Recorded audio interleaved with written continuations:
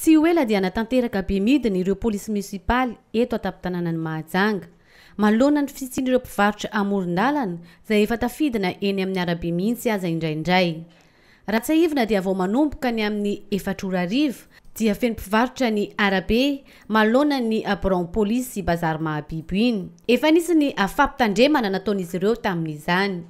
Taorian'ny fampitandremana ho an'ireo mpivarotra hariva eto amin'ny tsena Mahabibo dia ho avy tsy ela zahay ato amin'ny polisy munisipaly hidina hanala an'ireo mpivarotra isakariva eo amin'ny indrindra eo amin'ny bureau polisy deuxième arrondissement sy eo amin'ny Vaovao bazary.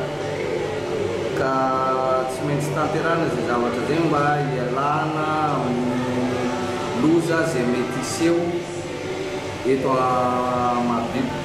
Nandritra ny fotoana nandalovanay tao amin'ny bureau-n'ireto polisy munisipaly reto, dia efa nisy ny entana izay voatazona ka misy avy hatrany ny sazy afandoavana vola eny amin'ny commune vao afaka maka ny entana ireo mpivarotra. Anisan'ny mahatonga ny fahateren'ny lalana hoy hatrany Andriamatoa Ranaivarson Hilarion any fisian'ireo mpivarotra amoron-dalana ireo aka miteraka loza ho an'ny mpandeha tongotra sy ireo fitaovam-pitaterana maro samihafa misy eto amintsika.